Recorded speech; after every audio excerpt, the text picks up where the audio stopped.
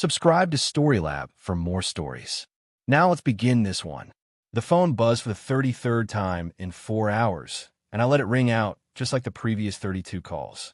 Stuart Bradley, attorney at law, was nothing if not persistent. I knew exactly why he was calling, and the desperation in those repeated attempts told me everything I needed to know about how badly they needed what they thought I had. 8 years of radio silence for my son Michael, and now suddenly his lawyer couldn't stop hitting redial. The irony wasn't lost on me.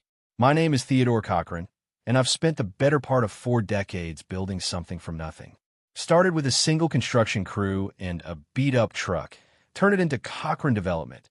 23 commercial properties across 3 states, each one a testament to what happens when you refuse to back down from anything or anyone. I learned early that the world doesn't give you points for being nice, doesn't hand out participation trophies for playing fair. You take what you want, or someone else takes it from you. Simple math. The divorce papers still sat in my safe, not because I needed them anymore, but because they reminded me never to trust anyone completely again. Sandra Vasquez had been Sandra Cochran for 18 years when she decided that Raymond McCullough's promises sounded better than the life we'd built together. 18 years of marriage, of building our empire brick by brick, of raising Michael together in the sprawling house overlooking Lake Hartwell that I designed and built with my own hands. 18 years that apparently meant less to her than whatever fantasy Raymond was selling. I should have seen it coming. Sandra had always been ambitious, always wanted more than what we had, no matter how much we accumulated. She came from money, old Charleston money that had been diluted through generations of poor decisions and laziness. Her family had names and connections, but no substance, no drive. That's what attracted her to me initially, the way I could make things happen, the way money flowed, and instead of just flowing out. But ambition without loyalty is just greed, and greed will always find a justification for betrayal. Raymond McCullough represented everything I despised about inherited wealth. Trust fund baby who'd never worked a real day in his life, never had dirt under his fingernails or calluses on his palms. His family owned McCullough Holdings, a collection of investments and properties that required nothing more than showing up to board meetings and signing papers that other people prepared. He was handsome in that soft, pampered way that women sometimes mistake for sophistication, with perfectly styled hair and manicured nails that had never held a tool or built anything meaningful. The affair started, I later discovered, at a charity gala for the Children's Hospital. Sandra was on the planning committee, spending more and more time at meetings that seemed to require increasingly elaborate wardrobe choices. She'd come home glowing, talking about the important work they were doing, the connections she was making, the doors that were opening. I was proud of her involvement, encouraged her to pursue whatever made her happy. I was building a shopping complex in Greenville at the time, working 16-hour days, trusting that my family was solid while I focused on expanding our future. The first sign something was wrong came when Michael started acting differently around me. My son had always been my shadow, following me to job sites on weekends, asking endless questions about blueprints and machinery and business decisions. He was 16, sharp as hell, already talking about studying business and engineering so he could join the company someday. Then suddenly he became distant, sullen, avoiding conversations and spending more time away from home.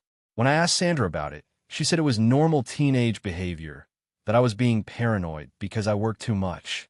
The second sign was Sandra's sudden interest in our financial arrangements. She started asking questions about asset distribution, about what would happen to various properties if something happened to me, about the structures I'd put in place to protect our wealth.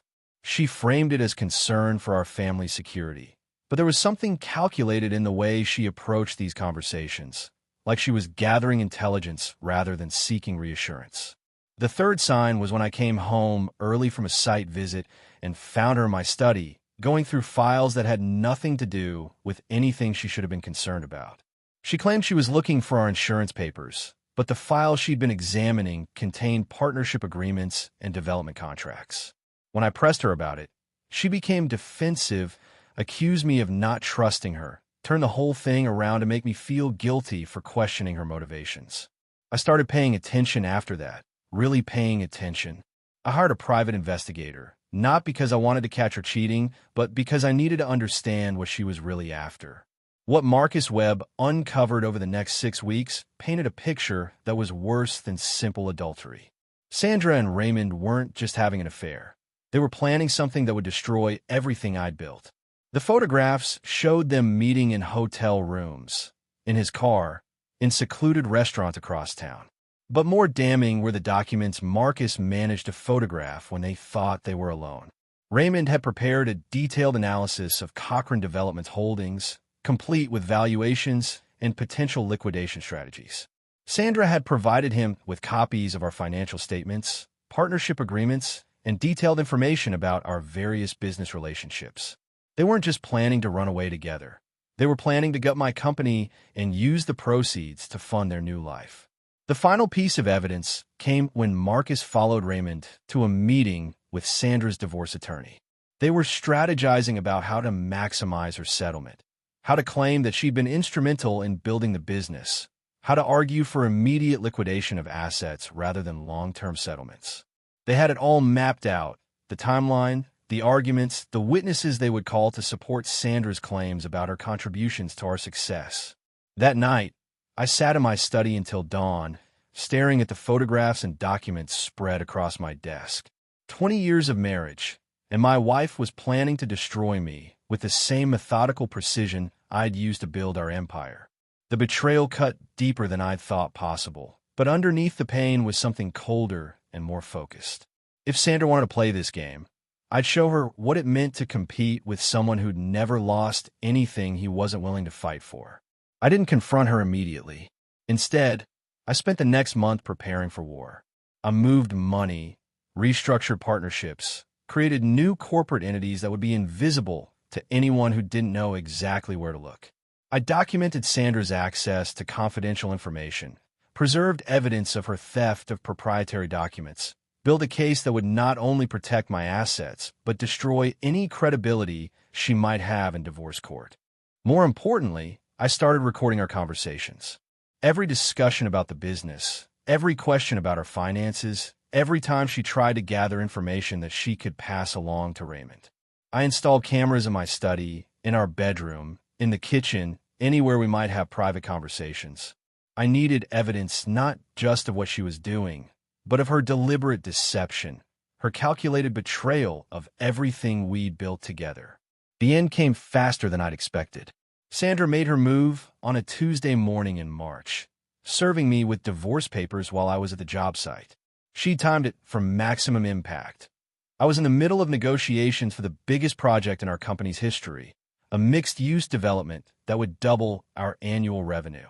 She thought the timing would force me to settle quickly rather than fight and risk losing the deal. She was wrong. I spent the next 18 months systematically dismantling every argument her legal team tried to make. The recordings proved that she'd stolen confidential information and provided it to a third party for the purpose of harming my business interests. The financial forensics I'd commissioned showed exactly how much damage her theft had potentially caused. The private investigator's report detailed her affair and her coordinated efforts to defraud me of marital assets. But the worst part wasn't Sandra's betrayal. It was what she did to Michael, my son, who'd been my pride and joy, who'd shared my dreams of building something lasting together, became her weapon against me. She filled his head with lies about how I'd neglected our family, how I'd chosen work over them, how the divorce was my fault because I was never around. She painted herself as the victim and me as the absent father who cared more about money than his own family. Michael believed her, every word. When I tried to explain my side, tried to show him the evidence of what his mother had really been doing, he refused to listen. He'd made up his mind that I was the villain in this story, that Sandra was the wounded party who deserved his loyalty and protection. The harder I tried to reach him, the more he pulled away, until finally he cut off all contact completely. The day the divorce was finalized, I sent Michael a message, a long, detailed explanation of everything that had really happened, complete with copies of the evidence I'd gathered. I included the photographs, the recordings, the financial documents, everything that proved his mother's betrayal. I told him that someday, when he was ready to hear the truth, I'd be waiting. But I also made it clear that I wouldn't chase him, wouldn't beg for his attention or forgiveness. He was old enough to make his own choices, and he'd chosen to believe lies over evidence. He never read the message, blocked my number, blocked my email, returned every letter I sent unopened. For 8 years, I heard nothing from my son except through lawyers when there were legal documents that required his signature as my heir. Brief, formal communications that treated me like a stranger rather than the father who'd loved him since before he was born. Now, at 58, I live alone in the house I'd built for my family, surrounded by the success that no one had been able to take from me. Cochrane Development had grown even larger after the divorce, driven by my renewed focus and the cold fury that had replaced whatever warmth I'd once felt toward the world. I'd built a fortress around myself and my business, walls that no one could breach, defenses that no one could overcome. And then, this morning, the phone started ringing. Stuart Bradley, calling on behalf of Michael Cochrane regarding the inheritance that my son apparently believed he was entitled to. 33 calls in 4 hours, each one more desperate than the last. I could imagine the conversation that had prompted this sudden urgency. Michael discovering that he needed money, probably a lot of money, and remembering that his estranged father was worth somewhere north of $50 million. The irony was delicious. For 8 years, Michael had wanted nothing to do with me or anything I represented. He'd chosen his mother's version of reality over mine, chosen her lies over the truth I'd tried to give him. He'd rejected every attempt I'd made to maintain our relationship, returned every gesture of love, unopened and unread. But money, apparently, had a way of clarifying relationships. I picked up the phone on the 34th ring, my voice calm and controlled. Theodore Cochrane. Mr. Cochrane, this is Stuart Bradley. I represent your son, Michael. I've been trying to reach you regarding some urgent family matters. I know who you are, Mr. Bradley. I've been watching you call me all day. What does my son want? There was a pause, the sound of papers shuffling. Mr. Cochrane, Michael is facing some significant financial challenges, and he was hoping to discuss accessing his inheritance early. We understand that you've established trust arrangements that would normally activate upon your death, but given the circumstances. What circumstances? I cut him off. What kind of financial challenges? Another pause, longer this time. I'm not at liberty to discuss the specifics over the phone, but I can tell you that the situation is quite serious. Michael is prepared to reconcile with you, to rebuild your relationship, if we can work something out regarding immediate access to his inheritance. I laughed, a sound with no warmth in it whatsoever. After 8 years of silence, my son suddenly wants to reconcile because he needs money. How touching. Mr. Cochrane, I understand there's been some family discord, but Michael is genuinely interested in repairing your relationship. He's realized that he may have been hasty in his previous judgments. Has he now? And what exactly has prompted this sudden clarity? Perhaps we could arrange a meeting? Michael is very eager to speak with you directly, to explain his situation and discuss moving forward as a family. I could hear the desperation beneath Bradley's professional calm. Whatever Michael needed money for, it was serious enough to overcome 8 years of stubborn pride. Serious enough to make him crawl back to the father he'd written off as a villain. Tell me something, Mr. Bradley. Has Michael read the message I sent him 8 years ago? The one explaining his mother's real reasons for divorcing me. Silence on the other end of the line. I thought not. Tell my son that if he wants to discuss his inheritance, he can start by unblocking my number and reading the message I sent him when the divorce was finalized. Every word of it. Until then, we have nothing to discuss. Mr. Cochrane, please, the situation is quite urgent. Then he'd better hurry up and read that message, hadn't he? I hung up and set the phone aside, feeling something I hadn't experienced in years. Anticipation. For 8 years, I'd wondered if Michael would ever be curious enough about the truth to actually look at the evidence I tried to give him. For 8 years, I'd waited for him to grow up enough to question his mother's version of events. Now, finally, necessity was going to force him to confront reality. And when he did, when he finally understood what Sandra had really done to our family, he was going to learn something else. that actions have consequences, that choices matter, and that some bridges once burned can never be rebuilt. The phone buzzed with a text message. An unknown number, but I recognized the writing style immediately. Dad, I need to talk to you.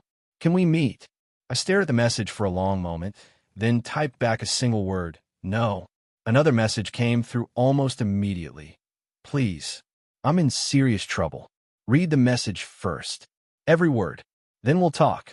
I turned off the phone and walked to the window, looking out at the lake that had once been the backdrop for family barbecues and birthday parties, back when I believed that love and loyalty meant something. The water was dark under the evening sky, reflecting nothing but shadows. Tomorrow, Michael would finally learn the truth about his mother. And then he'd discover that truth, while liberating, doesn't necessarily lead to forgiveness. The message notification came at 3:47 a.m., pulling me from the first decent sleep I'd had in weeks. Michael's response was longer than I'd expected, and more raw than anything he'd written to me since he was a child. I read it. All of it. Jesus Christ, Dad, I'm so sorry. I need to see you. There's more you need to know about Mom and Raymond. Things are worse than you think. Please. I sat on the edge of my bed, staring at those words in the dim glow of my phone screen. 8 years of silence. And now my son was apologizing at 4 in the morning, claiming there was more to the story than even I knew. The timing felt convenient, almost too convenient, but the desperation in his message seemed genuine. I typed back, my office. Tomorrow at 10 a.m. Come alone. Thank you. Dad, I'm sorry I didn't believe you. We'll see. I didn't sleep after that. Instead, I spent the early morning hours preparing for a conversation I'd imagined having for 8 years, but never quite believed would actually happen. I pulled Michael's file from my safe. Yes, I kept files on everyone who'd betrayed me, even my own son, and reviewed everything I knew about his life since the divorce. Michael had graduated from University of South Carolina with a business degree, despite my offer to pay for any school he wanted to attend. He'd worked for several different companies over the years, never staying anywhere long enough to build real career momentum. His credit report showed a pattern of financial instability, periods of decent income followed by stretches of unemployment or underemployment. Most recently, he'd been working as a project manager for a small residential development company in Colombia, making maybe $60,000 a year. Nothing in his financial profile suggested the kind of serious money troubles that would drive him to desperate measures, which meant either his current situation was dramatically worse than anything in his past, or someone else was pulling his strings. Given that Sandra and Raymond had been living together for the past 8 years, I had my suspicions about which scenario was more likely. At exactly 10 a.m., Michael walked into my office building for the first time in his adult life. I watched him through the security monitors as he signed in with the receptionist, noting how he'd changed since I'd last seen him. He was 26 now, still tall and lean like me. But there was something different in his posture, something defeated that reminded me uncomfortably of his mother after I'd finished destroying her in divorce court. He knocked on my office door and waited for permission to enter, another sign that he understood he was on my territory now, playing by my rules. When I called for him to come in, he stepped through the doorway and stopped, looking around at the space I'd created as my command center for the empire we'd once planned to build together. Hello, Dad. Michael, sit down. He took the chair across from my desk, the same chair where dozens of business rivals had tried to negotiate with me over the years, most of them walking away with far less than they'd hoped for. I studied my son's face, looking for signs of deception, for tells that would indicate whether this newfound contrition was genuine or just another manipulation. You said you read the message. Every word. Multiple times. He looked down at his hands, then back up at me. I owe you an apology that I can never fully make. I believe her lies for 8 years. I cut you out of my life based on stories that weren't true. I don't know how to fix that. You can't fix it, I said simply. Trust, once broken, doesn't heal. It has to be rebuilt from scratch, and that requires more than words. I understand. But Dad, there's something else you need to know. About Mom and Raymond. About what they've been doing since the divorce. I leaned back in my chair, keeping my expression neutral. I'm listening. Michael took a deep breath, clearly struggling with where to begin. They never stopped planning, never stopped looking for ways to get at you. The affair, the divorce, all of that was just the beginning. They've been working together all these years, try to find weaknesses in your business, ways to hurt you financially. And you know this how? Because I've been helping them. The words hung in the air between us like a confession at a murder trial. I felt something cold settle in my chest, the familiar sensation of betrayal that I'd learned to recognize and armor myself against. But this time, it was worse because it was coming from someone I'd hoped might still have some loyalty left in him. Explain. After the divorce, Mom was furious that you protected your assets so well. She and Raymond spent months trying to figure out how to get back at you, how to cost you money or embarrass you publicly. They knew I was angry with you, that I blamed you for destroying our family. So they started asking me questions about your business, about relationships I might remember from when I was younger. Michael shifted uncomfortably in his chair, clearly hating every word he was saying. At first, it seemed harmless. They'd ask about people you'd mentioned at dinner, companies you'd worked with, deals you'd been excited about. I thought they were just trying to understand what had gone wrong, why the marriage had failed. I didn't realize they were building a database of your business relationships. What kind of database? Everything. Client lists, supplier relationships, subcontractors, financial partners. They even had me reach out to some of your former employees, pretending I was thinking about getting into the construction business myself, asking innocent questions about how things worked at Cochrane Development. I kept my face impassive, but inside I was calculating the potential damage of that information in the wrong hands. Client relationships were the lifeblood of any business, and if Sandra and Raymond had been systematically mapping my professional network, they could have done significant harm over the years. What did they do with this information? At first, nothing direct. But over the years, there have been incidents. Contracts that fell through at the last minute because clients suddenly got cold feet. Suppliers who decided they didn't want to work with Cochrane Development anymore. Subcontractors who became unavailable right when you needed them most. I thought back over the past 8 years, remembering deals that had collapsed unexpectedly, relationships that had soured for no apparent reason, problems that had seemed like bad luck or market conditions. How many of those setbacks had actually been orchestrated by my ex-wife and her lover, using intelligence provided by my own son? How much damage are we talking about? I don't know exactly, but millions, maybe tens of millions in lost opportunities over the years. They were very careful, very subtle. Nothing that could be traced back to them directly. The cold in my chest was spreading, turning into something harder and more focused. For 8 years, while I'd thought I was dealing with normal business challenges, I'd actually been fighting a shadow war orchestrated by people who had access to inside information about my operations. People who knew exactly which pressure points to target for maximum damage. And you participated in this knowingly? Michael's face crumpled slightly. Not at first. In the beginning, I really thought I was just answering innocent questions. But as the years went on, as I saw how they were using the information, I realized what was happening. And I kept helping them because I believed you deserved it. I thought you destroyed our family, so I wanted to see you suffer. But now you've changed your mind. Now I know the truth. Now I understand that Mom manipulated me just as much as she manipulated you. Maybe more, because I was easier to fool.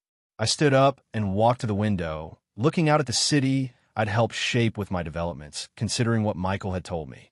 The systematic sabotage explained a lot of things that had puzzled me over the years, setbacks that had seemed disproportionate to normal market forces. But it also meant that Sandra and Raymond had been planning for the long term, building a campaign of revenge that was far more sophisticated than I'd given them credit for. Why are you telling me this now? What changed? Michael was quiet for a long moment.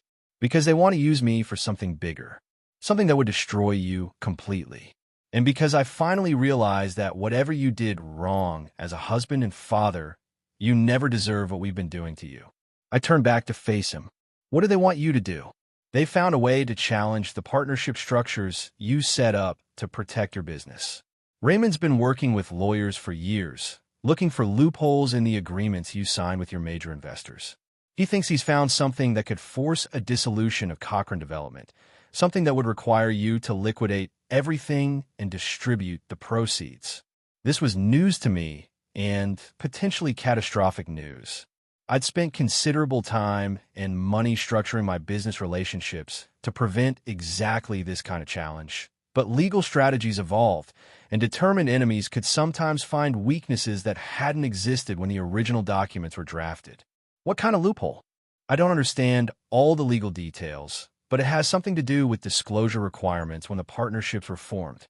Raymond thinks you didn't properly reveal certain conflicts of interest, certain relationships that should have been disclosed to your partners.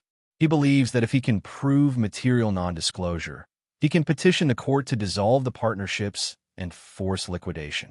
I felt a chill run down my spine. There had been some gray areas in the early days of building my business empire, relationships, and deals that existed in legal zones that were murky at best. I'd always known that a determined enemy, with enough time and resources, might be able to construct a case for misconduct, but I'd hoped that the passage of time and the success of my ventures would provide protection. And my role in this? They want me to provide evidence. Personal testimony about conversations I overheard, documents I might have access to, anything that could support their case. They think that testimony from your own son, especially testimony that contradicts your version of events, would be impossible for you to defend against. The scope of their plan was becoming clear now, and I had to admit it was brilliant in its simplicity. Sandra and Raymond had spent 8 years gathering intelligence, mapping my business relationships, and positioning themselves for a final assault that would use my own son as the weapon to destroy everything I'd built. It was personal, professional, and devastating all at once. What kind of evidence do they think you have? They've been coaching me for months, helping me remember conversations that supposedly prove you engaged in fraud, bribery, intimidation. They want me to testify that you admitted to cutting corners, paying off inspectors, threatening competitors. None of it's true, but they think they can make it sound convincing coming from me. And you agreed to this? Michael looked down at his hands again. I said I'd consider it. I needed time to think. But Dad, that's not the worst part. I waited. The reason they're moving now, the reason they want to accelerate their timeline, Raymond is dying. This was not what I'd expected to hear. Dying how? Cancer. Pancreatic cancer. He's got maybe 6 months, according to his doctors.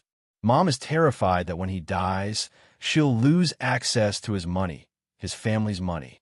The McCulloughs never accepted her, never saw her as anything but Raymond's midlife crisis. When he's gone, they'll cut her off completely. So this is about money after all. It's about desperation. Mom has been living like she's part of the McCullough family for 8 years, but she never actually married Raymond. They've been together, but legally she has no claim to his estate. She's 48 years old with no real skills, no independent income, and no safety net except what she can take from you. The pieces were falling into place now. Sandra's sudden urgency, the acceleration of their legal strategy, the pressure on Michael to participate in their final assault on my business.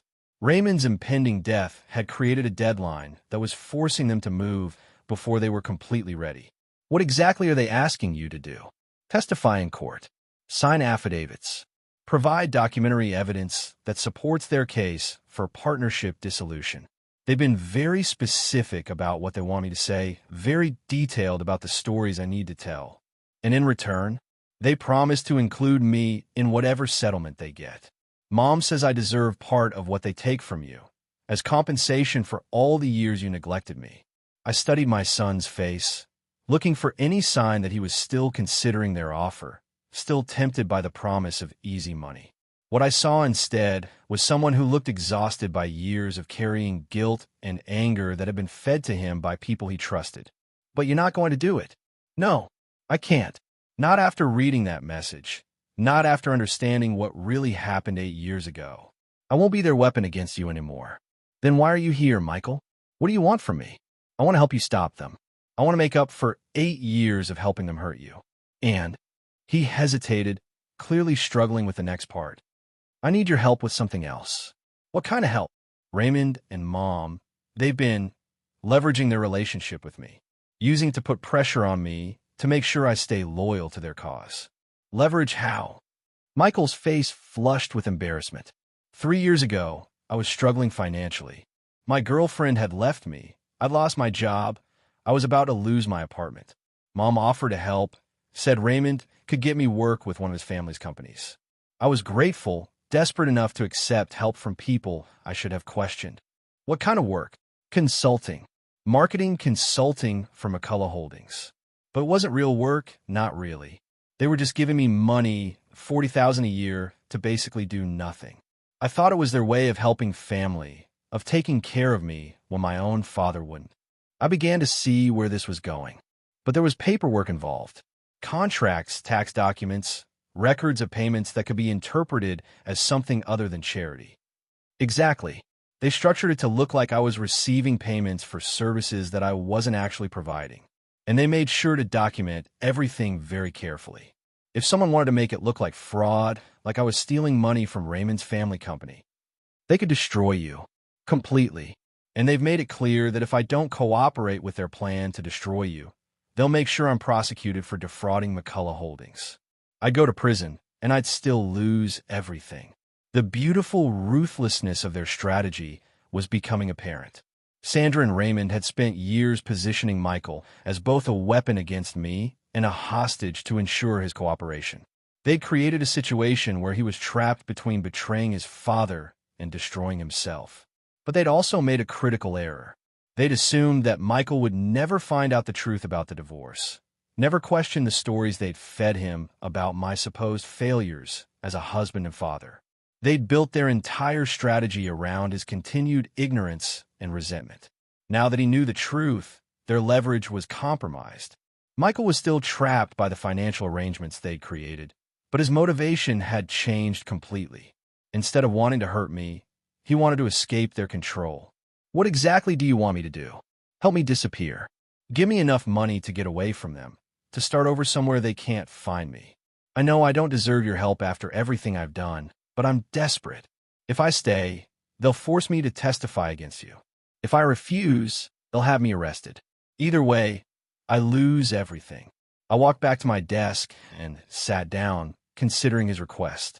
Michael was asking me to save him from consequences of his own choices, to rescue him from a trap he'd walked into willingly.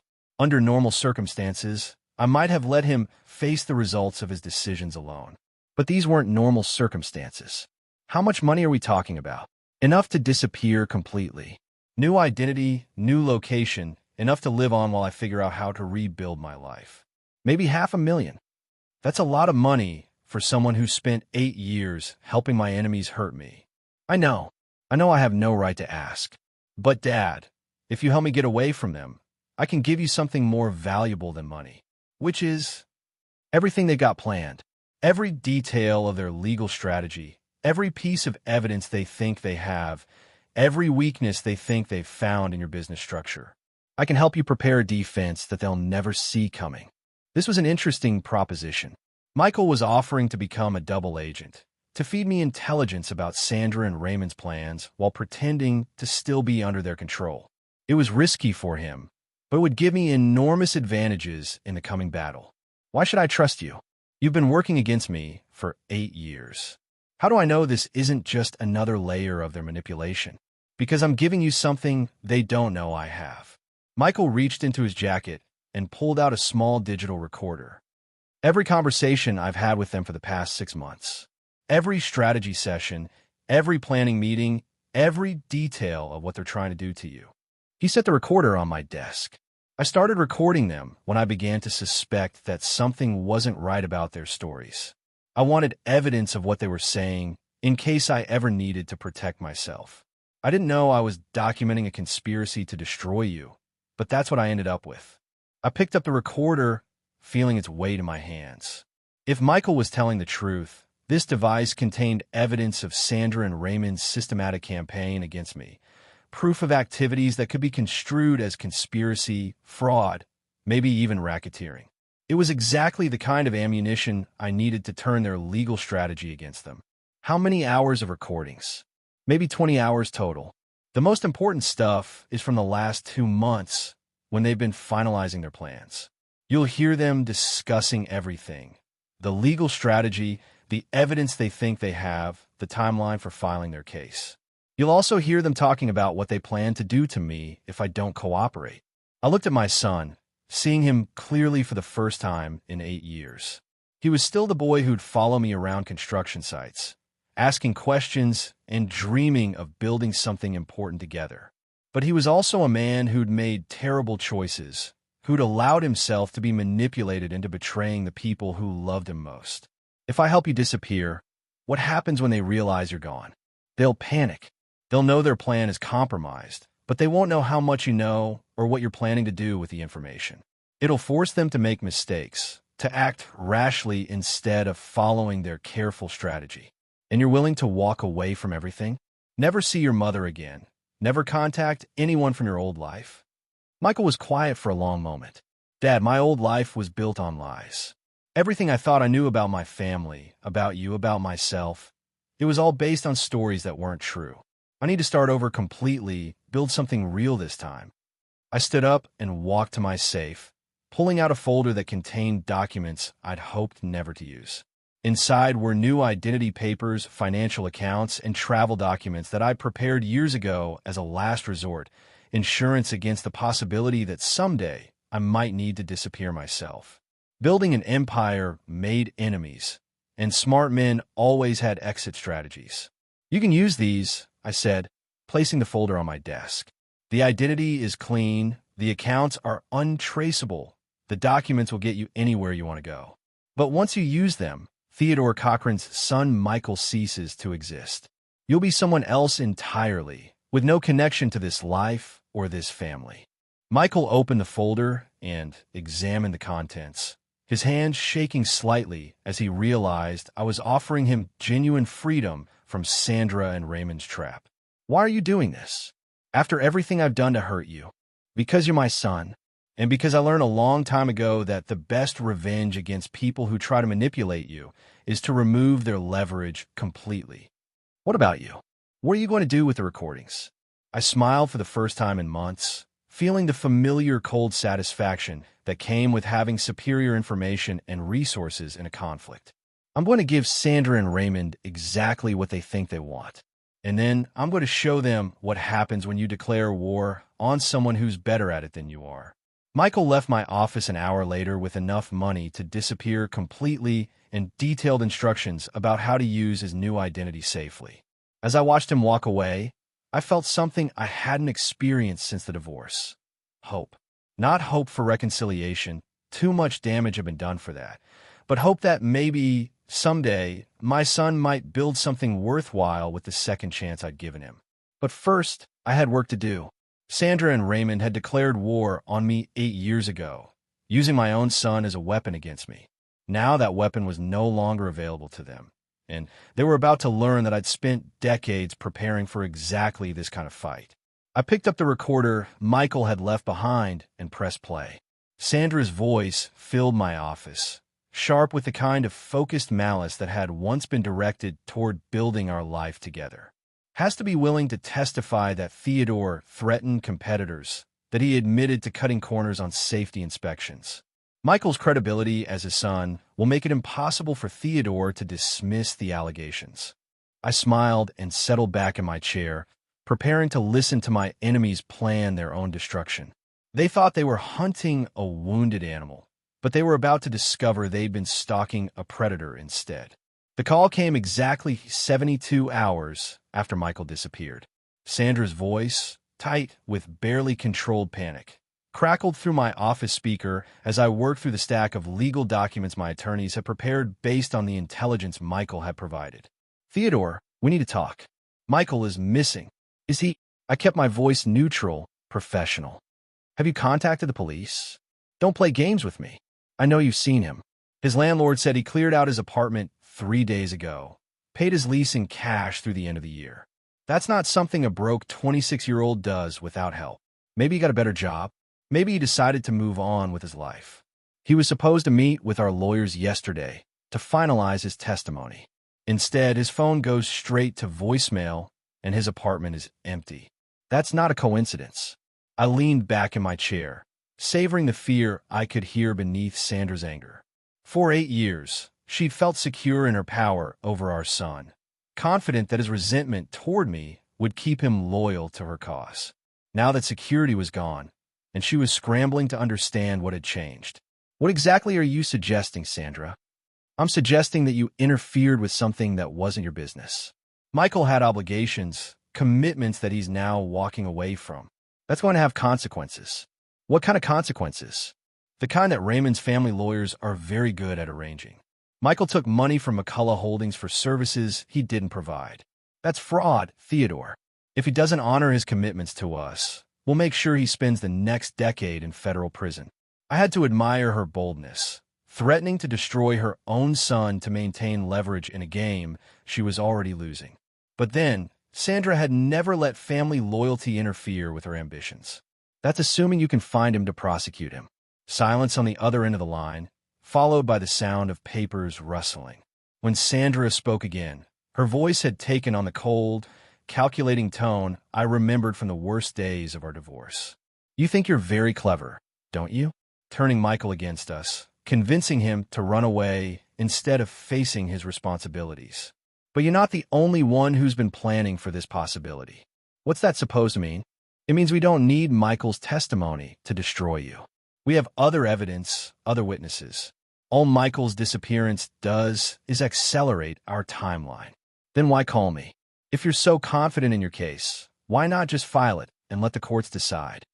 Because I'm offering you one last chance to be reasonable. Raymond is dying, Theodore. He has maybe 4 months left, and he wants to see this finished before he goes. We're prepared to settle this quietly, privately, without dragging your business through a public trial that will destroy your reputation. What kind of settlement? $20 million. Cash. Transferred to an account of our choosing within 30 days. In return, we walk away and never bother you again. The audacity of the demand was breathtaking. $20 million in exchange for not pursuing a legal case that they weren't sure they could win, based on evidence that might not exist, using testimony from witnesses who might not be credible. It was extortion disguised as negotiation. And if I refuse, then we file a RICO case against you and Cochrane Development. Racketeering, fraud, conspiracy, witness intimidation. We'll claim that your business success was built on a pattern of criminal activity that spans 2 decades. Even if we can't prove everything, the investigation alone will freeze your assets and destroy your relationships with every legitimate business partner you've ever had. RICO, the Racketeer Influenced and Corrupt Organizations Act, was a federal statute designed to prosecute organized crime. It allowed prosecutors to go after entire organizations based on patterns of illegal activity, with penalties that included complete forfeiture of assets. If Sandra and Raymond could convince federal prosecutors to take their case seriously, they could indeed destroy everything I'd built, even without conclusive proof of wrongdoing. You're bluffing. You don't have evidence for a RICO case. Don't we? We have testimony from former employees who will swear you paid bribes to city inspectors. We have documents showing you used shell companies to bid against yourself and inflate project costs. We have recordings of conversations where you discuss intimidating competitors who try to move into your markets. Each accusation was a lie, but lies that were plausible enough to trigger an investigation. Federal prosecutors were always looking for high-profile cases that would advance their careers, and taking down a successful businessman with a complex network of holdings would generate exactly the kind of publicity they craved. What recordings? The ones Michael made for us over the years. Did you really think he stopped helping us after he read your little message? He's been wearing a wire for the past 6 months, documenting every conversation you've had about your business practices. Even if he's run away now, we still have hours of recordings where you discuss activities that could be construed as criminal. My blood ran cold. I've been so focused on the intelligence Michael was gathering for me that I hadn't considered the possibility he might still be gathering intelligence for them. If Sandra was telling the truth, if Michael had been recording our conversations while pretending to help me, then I'd walk directly into their trap. I don't believe you. Believe what you want. But ask yourself this. Did Michael ever seem nervous during your conversations? Did he ever steer the discussion towards specific topics, like your relationships with city officials or your methods for dealing with competitors? Did he ever ask leading questions about things that happened years ago? I thought back through my recent conversations with Michael, looking for signs that he'd been manipulating me just as I'd thought I was manipulating him. There had been moments when his questions seemed oddly specific, times when he'd push for details about business practices that weren't really relevant to stopping Sandra and Raymond's legal challenge. You're lying? Am I? Let me play you a sample. The line went quiet for a moment. Then I heard my own voice, slightly distorted by what sounded like a hidden recording device. The key to dealing with building inspectors is understanding that they're overworked and underpaid. A little extra consideration for their time and effort goes a long way toward ensuring that minor code violations don't become major problems. It was from a conversation I'd had with Michael just 2 weeks ago when he'd asked about how I'd managed to complete projects so quickly when other developers seemed to get bogged down in regulatory delays. I've been explaining the legitimate relationship-building strategies that any successful businessman employed, but taken out of context, it could easily be interpreted as describing a pattern of bribery. That proves nothing illegal. Maybe not by itself. But we have hours of similar recordings, Theodore. Conversations where you discuss paying extra fees to expedite permits, where you talk about making sure inspectors are happy with your work, where you describe methods for discouraging competitors from bidding on projects you want. Individually, each conversation might be innocent, but taken together, they paint a picture of systematic corruption. The scope of their manipulation was becoming clear. Sandra and Raymond hadn't just been gathering intelligence about my business operations. They've been creating evidence of criminal activity by recording legitimate conversations and collecting them in ways that would appear suspicious to prosecutors who didn't understand context. What's your timeline? We file the case Monday morning unless we have $20 million in our account by Friday afternoon. That gives you exactly 6 days to liquidate whatever assets you need to liquidate to meet our demands. And you think I can raise $20 million in 6 days? I think you're worth $50 million on paper and smart enough to figure out how to convert 20 million of that into cash quickly when your entire empire is at stake. She wasn't wrong. $20 million was roughly 40% of my net worth, but I could raise it without destroying my business operations. It would require liquidating some investments and borrowing against others, but it was technically possible. I need to think about it. Don't think too long. And, Theodore? Don't try to contact Michael. We know he's gone, but that doesn't mean we can't still hurt him if you don't cooperate. Raymond's family has connections everywhere. If we decide Michael needs to face consequences for taking their money, they'll find him no matter where he's hiding. The line went dead, leaving me alone with the realization that I'd been outmaneuvered by people I'd underestimated. Sandra and Raymond had prepared for the possibility that Michael might betray them, had created backup plans and alternative strategies that didn't depend on his cooperation. More importantly, they'd used my desire to reconnect with my son against me, turning our reconciliation into an opportunity to gather damaging evidence. I spent the next hour listening to the recordings Michael had left with me, comparing them to the samples Sandra had played. The conversations were genuine, but they'd been edited and compiled in ways that created false impressions. Innocent discussions about business relationships had been spliced together to suggest corruption. Casual comments about competitive strategies had been taken out of context to imply intimidation and threats. But the most disturbing discovery came when I reached the final recording on Michael's device.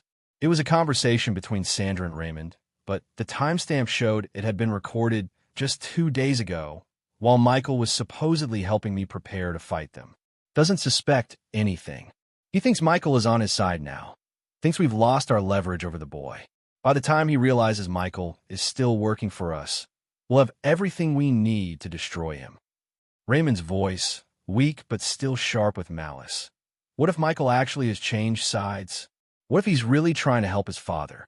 Then we'll destroy them both. The evidence we have against Theodore is solid enough to trigger an investigation regardless of what Michael does now. And if he's betrayed us, we'll make sure the prosecutors know he was part of the conspiracy from the beginning. Sandra again. Either way, this ends with Theodore Cochran losing everything he's built. I've waited 8 years for this moment, and I'm not going to let sentiment about family loyalty stop me from taking what I'm owed. I turned off the recording and sat in silence, processing what I'd learned. Michael hadn't betrayed Sandra and Raymond after all. His apparent change of heart, his emotional apology, his offer to help me fight them. It had all been an elaborate performance designed to make me trust him enough to incriminate myself on the recordings he was still making for them. My son had looked me in the eye, apologized for 8 years of working against me, and then immediately resumed working against me with even greater effectiveness. The money I'd given him, the new identity, the promise of freedom from Sandra's manipulation. He'd taken it all while continuing to serve their agenda. But as I sat there, feeling the familiar cold fury that had sustained me through every betrayal I'd ever faced, I realized something that Sandra and Raymond and Michael had failed to consider. I'd been preparing for this kind of war my entire adult life. They thought they were playing chess against an amateur, but they were actually playing against someone who'd been thinking 10 moves ahead since the moment I discovered Sandra's original affair. I picked up my phone and dialed a number I hadn't used in over a decade. Marcus Webb Investigations. Marcus, it's Theodore Cochran. I need to call in some favors. Mr. Cochran, it's been a long time. What can I do for you? I need you to find someone who doesn't want to be found. And I need you to do it without anyone knowing you're looking. Who's the target? My son. There was a pause. Sir, are you sure you want to pursue this? Family investigations can get complicated very quickly. Marcus, my son just tried to destroy me using the same playbook his mother used 8 years ago. I'm not looking to reconcile with him. I'm looking to neutralize him as a threat. Understood. What's the timeline? I need him located within 48 hours. And Marcus? When you find him, I don't want you to approach him or let him know he's been found. I just need to know where he is. Can do. What about surveillance? Full surveillance. I want to know who he talks to, where he goes, what he does. I especially want to know if he's still in contact with anyone from his old life. I hung up and turned my attention to the stack of legal documents my attorneys had prepared based on the fake intelligence Michael had provided. It was all useless now, but it had served its purpose by making me believe I had the upper hand in a conflict where I was actually being systematically outmaneuvered. The next call was to my financial advisor. James, I need to liquidate $20 million in assets by the end of the week. That's aggressive, Mr. Cochran. Can you tell me what this is for? There might be more tax-efficient ways to achieve your goal. It's for a settlement. And James? I need the transaction to be completely traceable. I want detailed documentation of every step, every transfer, every fee. I want a paper trail that would satisfy a federal investigation. Sir, are you expecting legal troubles? I'm expecting someone to try to create legal troubles for me. When they do, I want to be prepared. By the end of the day, I had plans in motion that Sandra and Raymond knew nothing about. Marcus Webb's team was tracking Michael's movements and communications. My financial advisors were preparing the $20 million transfer they demanded, but structuring it in ways that would create evidence of extortion rather than evidence of guilt. My legal team was preparing a counteroffensive that would turn their RICO allegations into a federal investigation of conspiracy and fraud. But most importantly, I was preparing to teach everyone who'd betrayed me a lesson they would never forget. That Theodore Cochran didn't just win his battles, he annihilated his enemies so completely that no one would ever be tempted to challenge him again. The war Sandra thought she was winning was about to become her final defeat. And this time, she wouldn't have my son to help her pick up the pieces. Marcus called me at 6 a.m. on Thursday morning with an update that was both expected and infuriating. Found him. He's in Charleston, staying at the Francis Marriott Hotel under the identity you provided. But Mr. Cochran, there's something you need to know. What? He's not alone. Your ex-wife is with him. They've been together since he left Colombia 3 days ago. I closed my eyes, feeling the last shred of hope I'd held for my son's redemption disappear. Michael hadn't been manipulated or coerced into betraying me again. He'd been planning this latest deception from the moment he walked into my office, working with Sandra to execute the most sophisticated betrayal yet. What are they doing? Meeting with lawyers? Mostly. Raymond McCullough flew down yesterday, despite his condition. They've been holed up in conference rooms for hours at a time, preparing what looks like a major legal filing. Any indication of their timeline? Based on the activity level, I'd say they're planning to move very soon. Maybe as early as tomorrow. Keep watching them. I want to know the moment they file anything, the moment they contact federal prosecutors, the moment they do anything that suggests they're moving forward with their threats. Will do. Mr. Cochran, there's one more thing. The hotel staff mentioned that your son has been asking questions about private airports, charter flights, international destinations. It looks like he's planning to leave the country as soon as whatever they're working on is finalized. Michael was planning to disappear for real this time, using the money I'd given him to fund his escape after he helped destroy everything I'd built. The perfection of his betrayal was almost admirable. He'd convinced me to finance my own destruction. I spent Thursday morning putting the final pieces of my counterplan into place. The $20 million Sandra had demanded was sitting in an escrow account, ready to transfer on Friday afternoon as she'd specified.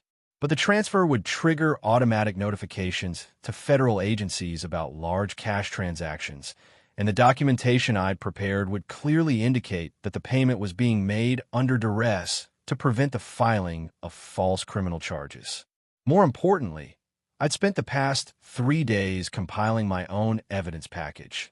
Recordings of Sandra's extortion attempts, documentation of Michael's fraudulent activities with McCullough Holdings, financial records showing the systematic sabotage of my business operations over the past 8 years. When Sandra and Raymond filed their RICO case against me, I'd be ready to file a much more compelling RICO case against them. But first, I had one more conversation to have. I drove to Charleston Thursday evening, checking into the same hotel where Michael and Sandra were staying. I wanted to see them face to face before this war reached its final phase, wanted to look them in the eye when I revealed how completely I'd outmaneuvered them. I found them in the hotel restaurant, celebrating what they believed was their imminent victory. Sandra looked older than her 48 years, stress and bitterness having carved lines around her eyes that makeup couldn't hide. Michael looked nervous, checking his phone constantly and avoiding eye contact with the other diners. I walked to their table and sat down without being invited. "Hello, Sandra." "Michael." Sandra recovered first, her face shifting into the cold, controlled expression she'd perfected during our divorce. "Theodore, this is unexpected. Is it? I thought you might be wondering whether I'd decided to accept your generous offer." Michael was staring at his plate, still unable to look directly at me. "Dad, what are you doing here?" "I'm here to tell you both that you've won. I'll transfer the $20 million tomorrow afternoon, exactly as you demanded. Congratulations on executing the perfect revenge." Sandra's eyes narrowed with suspicion. "Just like that? After everything you put me through during the divorce, you're just going to hand over $20 million without a fight?" "I learned something important during our divorce, Sandra. I learned that fighting people who are willing to destroy their own family to get what they want is a losing proposition. Better to cut my losses and move on." "What's the catch?" "No catch. You wanted $20 million, you'll get $20 million. In return, you disappear from my life forever. Michael, too. I never want to see either of you again." Michael finally looked up from his plate, and I could see something like regret in his eyes. "Dad, I'm sorry it came to this." "No, you're not. You're sorry you got caught, sorry the game is ending, sorry you have to live with the consequences of your choices. But you're not sorry for making them. That's not true. I never wanted to hurt you this badly. You just wanted to hurt me a little bit? For 8 years, using information I trusted you with to sabotage my business, feeding lies to federal prosecutors, destroying relationships that took decades to build." I leaned forward, keeping my voice calm and conversational. "Michael, you didn't just betray me. You became the weapon they used to try to destroy everything I've built. There's no coming back from that." Sandra interjected, "Save the speeches, Theodore. We both know you brought this on yourself. If you'd been a better husband and father, none of this would have been necessary." "Is that what you tell yourself? That destroying our family was somehow my fault? You destroyed our family when you chose work over everything else. I just finally had the courage to leave. You destroyed our family when you decided to steal my business secrets and give them to your lover. Everything that came after that was just consequences." I stood up, looking down at both of them. "Enjoy your victory dinner. Tomorrow you'll get your money, and then you'll get exactly what you deserve. I walked away without looking back, leaving them to wonder what I meant by that final comment. By the time they figured it out, it would be too late to change anything. Friday morning arrived with the kind of crystalline clarity that made everything seem inevitable. I was in my office by 6 a.m., watching the sun rise through my window while my legal team made final preparations for the day's events. At exactly noon, I would transfer $20 million to Sandra and Raymond's account, fulfilling my part of their extortion agreement. At 12:01 p.m., my attorneys would file a comprehensive federal complaint alleging conspiracy, fraud, and racketeering against Sandra Vasquez, Raymond McCullough, and Michael Cochran. But before any of that happened, I had one final card to play. At 10 a.m., I called Stuart Bradley, the lawyer who'd been so desperate to reach me just a few days ago. Mr. Bradley, this is Theodore Cochran. I understand my son has been working with you on some legal matters. Mr. Cochran, Yes, Michael has been consulting with our firm on various issues. I'm calling to inform you that Michael has been fraudulently representing his relationship with me and his access to confidential information about my business operations. Any statements he's made about my company or my business practices should be considered unreliable. Sir, I'm not sure what you're suggesting. I'm suggesting that if your firm files any legal actions based on information provided by my son, you'll find yourselves named as defendants in a malicious prosecution lawsuit that will destroy your professional reputations and probably end your careers. I could hear papers shuffling in the background. Mr. Cochran, we've been very careful to verify all information provided by our clients. Have you verified that Michael Cochran has been living under a false identity for the past week? Have you verified that he received money from McCullough Holdings for work he never performed? Have you verified that the recordings he's provided have been edited and taken out of context to create false impressions? Silence on the other end of the line. Mr. Bradley, I'm going to give you some free advice. Review your malpractice insurance policy and make sure it covers criminal conspiracy charges. You're going to need it. I hung up and checked my watch. 2 hours until the money transfer. 2 hours until Sandra and Raymond discovered that accepting my payment had been the biggest mistake of their lives. At 11:45 a.m., my phone rang. Sandra's voice, tight with anxiety. Theodore, we've been thinking about our arrangement. Maybe we should extend the deadline, give you more time to consider your options. Too late. The money is already in motion. You'll have it in your account within the hour. We could stop the transfer, give you time to reconsider. Why would I want to reconsider? You've given me exactly what I wanted, clear evidence that you're criminals who are willing to extort money from family members to fund your lifestyles. What are you talking about?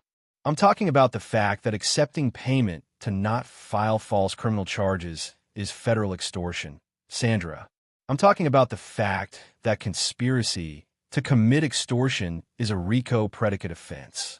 I'm talking about the fact that you just handed federal prosecutors everything they need to send you to prison for the next 20 years.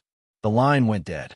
At exactly 12:01 p.m., my legal team filed a 47-page federal complaint that detailed 8 years of systematic criminal activity by Sandra Vasquez, Raymond McCullough, and Michael Cochran. The evidence package included recordings of extortion attempts, documentation of fraudulent financial arrangements, proof of business sabotage, and detailed analysis of the conspiracy to use fabricated evidence to destroy legitimate business operations. By 2 p.m., federal agents were serving search warrants at the Francis Marion Hotel, seizing computers, phones, and documents from Sandra and Raymond's room. Michael had apparently anticipated this possibility. Hotel staff reported that he'd checked out early that morning and hadn't been seen since. But Marcus Webb's surveillance team was still tracking him. He's at Charleston International Airport, Marcus reported. Private terminal, trying to charter a flight to the Cayman Islands. But there's a problem. His passport was flagged by federal authorities an hour ago. He's not going anywhere. I watched the news coverage that evening from my office, seeing Sandra and Raymond led away in handcuffs while reporters speculated about the charges they were facing. The prosecutor's press conference made it clear that this was just the beginning of a comprehensive investigation into what they were calling one of the most sophisticated conspiracy cases they'd seen in years. Raymond McCullough died in federal custody 6 weeks later, his cancer accelerated by the stress of facing 25 years in prison. Sandra was convicted on 14 counts of conspiracy and extortion, sentenced to 18 years without the possibility of parole. The McCullough family lawyers who'd helped orchestrate the scheme were disbarred and faced their own criminal charges. But Michael was the one who interested me most. Faced with overwhelming evidence of his participation in the conspiracy, he'd agreed to plead guilty and testify against his co-conspirators. In exchange for his cooperation, he received a sentence of only 5 years in federal prison. I attended his sentencing hearing, sitting in the back of the courtroom as the judge explained that his cooperation had been valuable but couldn't excuse 8 years of criminal activity. Michael looked older, diminished by months in county jail awaiting trial. When the judge asked if he had anything to say before sentencing, he stood and turned to face me. "Your Honor, I'd like to apologize to my father, Theodore Cochran, for the damage I've caused to his business and his life. I was manipulated and used by people I trusted, but that doesn't excuse the choices I made. I betrayed someone who loved me, and I'll have to live with that for the rest of my life." The judge nodded and imposed the agreed-upon sentence. As Michael was led away in shackles, he looked at me one last time. I saw something in his eyes that might have been genuine remorse, or might have been one final manipulation. It didn't matter anymore. 3 months later, I received a letter from Michael's federal prison in Kentucky. I almost threw it away without reading it, but curiosity got the better of me. "Dad," it began, "I know you'll probably never forgive me for what I've done, and I don't expect you to. But I wanted you to know that I finally understand what happened 8 years ago, what Mom really did to our family. I was 17 and angry and stupid, and I let her turn me into a weapon against you. I'm not asking for forgiveness or trying to make excuses. I just wanted you to know that I finally see the truth." The letter went on for 3 pages, detailing his gradual understanding of Sandra's manipulation, his growing awareness of how he'd been used, his regret for choices that had destroyed any possibility of redemption. It was articulate, thoughtful, and completely irrelevant. I read it once, then fed it into my office shredder. Some bridges, once burned, could never be rebuilt. Some betrayals were too fundamental to forgive or forget. Michael had made his choices over and over again for 8 years, long past the point where youth or manipulation could excuse his actions. He was my son, and I'd loved him once. But love without loyalty is just sentiment, and sentiment was a luxury I'd learned to live without. The phone on my desk buzzed, my secretary informing me that the contractors were ready to break ground on a new development project I'd been planning since before the war with Sandra began. 40 acres of waterfront property that would become luxury condominiums, retail space, and a marina. It would be the crown jewel of Cochran Development, proof that no one could destroy what I'd built. I walked to the window and looked out at the city I'd helped shape, feeling the cold satisfaction that came with absolute victory. Sandra was in prison, Raymond was dead, Michael was locked away for the next 5 years. Everyone who'd betrayed me had been destroyed so completely that no one would ever be tempted to challenge me again. The war was over, and I'd won it so decisively that there would never be another one. That was the only lesson worth teaching, the only legacy worth leaving. That Theodore Cochran didn't just defeat his enemies, he annihilated them. And I lived happily ever after, surrounded by the empire I'd built and defended, answerable to no one and threatened by nothing. It was exactly the life I'd earned, exactly the peace I deserved. Some men forgive and forget. Other men remember everything and forgive nothing. I'd learned long ago which kind of man survived in this world, and which kind ended up destroyed by people they trusted. I was the kind who survived. Always. This is where our story comes to an end. Share your thoughts in the comments section. Thanks for your precious time. If you enjoyed this story, then please make sure you subscribe to this channel. That would help me a lot. Click on the video you see on the screen, and I will see you there.